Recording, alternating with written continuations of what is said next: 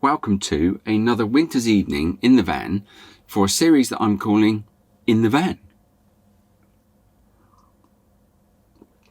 Right, in this episode then, let's call it an episode, I'm going to be talking about campervan and motorhome insurance. This is some of the things that we learn on our kind of journey from not having a campervan or a motorhome before and insuring it as a second vehicle. Now, none of this should be taken as advice. I have worked in the insurance industry on a marketing side and I've designed insurance products before, but do not take any of this as advice. You need to do your own research when you come to get insurance and those sorts of things. But what I want to share with you is particularly 3 or 4 things that I didn't realize would be important when I was actually getting the prices for the insurance policy. Number 1 is parking. That might seem a bit strange, and I didn't realize how important this was until I started to delve into it a little bit. What I realized was that your van isn't necessarily insured all the time should you park it anywhere at any time. So I'd picked this up from one of the forums that I belong to, and that was to ask, will my van be insured anywhere, anytime? And to include that as part of the actual policy. What was really interesting about that is that I didn't find anybody that would insure your van anywhere, anytime. And I think I spoke to 4 different insurance companies, of which one was Caravan Guard, I think, and Comfort, and the other one was Safeguard, I think. How important then is insuring your van anytime, anywhere? It's quite important that you understand the differences between when your van is insured and when it's not. It's useful to perhaps think of a scenario. You're camping somewhere, you then decide to go on a 2-day trip on a ferry, and you leave your van parked on a side road. It is quite possible that your van won't be insured whilst you're away from it. So that it's really important to check under what circumstances your van will be insured. And another example that we gave to the insurance company was sometimes we like to stay in a nice hotel or a hotel. Is our van insured whilst it's parked at the hotel? And a couple of companies said, well, actually, you need to let us know. If the vehicle is going to be unattended, you need to let us know, and that it's going to be unattended, and you will probably need to re-quote as well because your van will be being left unattended. And I found this a bit tricky to try and get figured out until I spoke to for the sake of I guess transparency, we did insure with Comfort in the end, and there was a couple of things we liked about some other insurance policies, but we just felt that Comfort was a good fit for us. So if I talk about the Comfort example, we presented that scenario, and 2 scenarios we presented: staying at a hotel or leaving the van, so 3 scenarios, and camping on my sister's driveway, which is in Belgium, for example. On all 3 scenarios, here was the answer basically that we received. So if I'm at a hotel and the van is parked within the grounds of the hotel, that's perfectly fine because the vehicle is parked within the grounds of the residency that I'm staying in. Same for my sister's house in Belgium as well. If I park it and leave it unattended, I can do that for 48 hours. So that's my interpretation of how I've read the terms and conditions and that sort of thing as well. So, and through the phone calls. So with some other companies, it was quite clear that I couldn't leave the van unless I notified them exactly where it was and how long it was going to be left. And that could be another quote or an amendment to the policy, which might incur a fee as well, between 25 and 30 odd pounds. So it's really important to understand what circumstances and how long you can leave your vehicle unattended for, because you could very well, and I'm not saying we've got this completely sorted, but you could inadvertently leave your vehicle and it not be insured. So that was one of our key findings and things that we didn't understand until we went off down this route of a campervan motorhome, is when is your vehicle insured? And anywhere, anytime, I believe is doable, but I think that's a lot more money. Well worth looking into. So that's the first point. Is your vehicle insured anywhere, anytime? Probably not, but understand the circumstances when it is insured and when it isn't. And then you can work to that and know that you're fully covered. The next one is rodent damage. And I'd read a couple of articles about people's vehicles whether it's being parked at home, which we're very fortunate and very grateful to be able to do that, whether it's being parked in storage.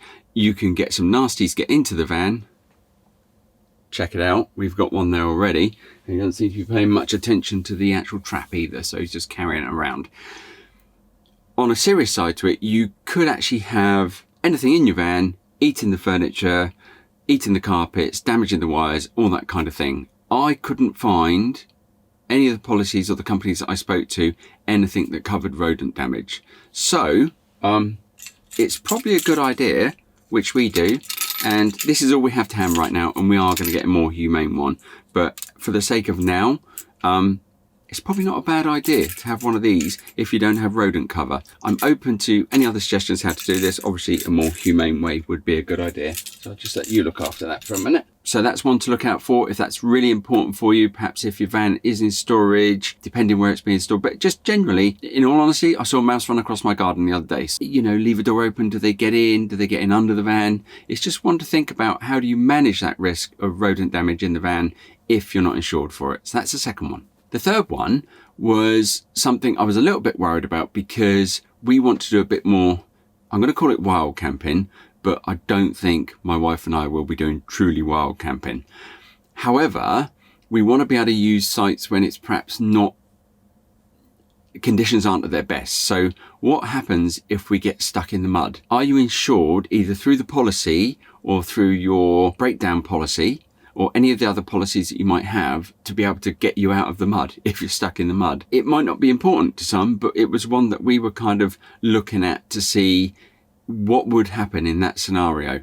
Typically, I guess, it's going to be a tractor, right, that's going to pull you out, but it could get a lot worse than that. So that was just a small point that we were looking for. The next one is new for old cover. We wanted to make sure we had new for old cover because we didn't take the gap insurance out. That's a personal choice whether you take the gap insurance out. What we found out is most insurance companies will cover you for 2 years for new for old.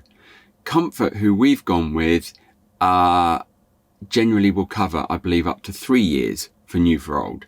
So you just need to make sure that you put the replacement value in, and that's probably something at the moment we need to look at every year, because if I look at, it took 11 months roughly to get our vehicle, and the price has gone up twice in that time. So it's one to be careful of for the renewal value for each time, but I guess that's fairly straightforward. Just understanding whether your vehicle is covered new for old if you're buying a brand new vehicle, right? Because you just want to make sure that you want to get put back on the road with a vehicle of a similar quality and newness, I guess. So that was quite important for us. We think we got that sorted. So on any of these points, if you don't feel that they're described correctly or we need correcting because we don't understand, please do let us know in the comments. But generally, these are just things that we found out. Comparing quotes with other camper van owners or motorhome owners, it's just not that simple, okay?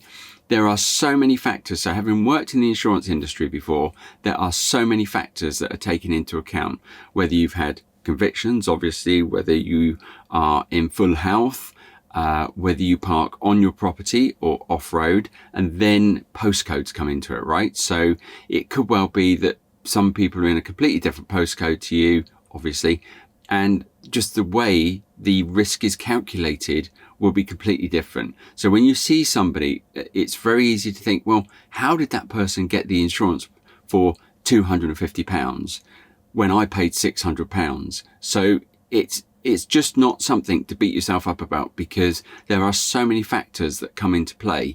And I see, just to give you an example, how your answers, which always have to be honest, because otherwise, if the day comes and your answers to the questions that you ask are not true, it's just not worth thinking about, really. But just to give you an idea of some of the factors that come into play, with car insurance, for example, I worked for one company where actually it was dearer to park your car in the garage, which makes no sense, right? Because you're parking on the road otherwise. The reality is, I think the statistics are that there are so many claims for people that claim for damage caused whilst reversing or driving into their garage or reversing out their garage. There are so many factors at play. it's just not worth trying to compare one person's policy against yours. Just compare the quotes you get in your exact same circumstances. So I made sure that with all the 3 quotes that we got, that the circumstances were the same, and there were some slight variations in the benefits, but nothing significant. Windscreen insurance is really worth making sure that you've got the right cover with, because some of the bigger vans, if you've got one of the type A class vans, they can be multiple thousands of pounds to replace that front screen. So if you've only got cover up to £750, for example, or £1,000, you could find yourself really out of pocket for a lot of money. So windscreen cover is a really important one. But anyway, look, this is a bit of rambling, but it's in the van. It's the first one that I've done in the van, and it's really those, I think it was probably 4 things. Parking, knowing exactly where and when you can park the car. Rodent damage, is that important to you? Do your circumstances need that? And if it's not covered in the policy, can you get it covered some other way? Or can you mitigate the risk? Maybe not that, something a bit more caring, shall we say. For me, stuck in the mud was a concern, and that's an individual concern. And then it's that whole new for old thing. What happens? How long is the period, and is your van covered new for old? Anyway, hope some of that's useful. If not, it's just a bit of a ramble from in the van, and thanks for following along. Cheers.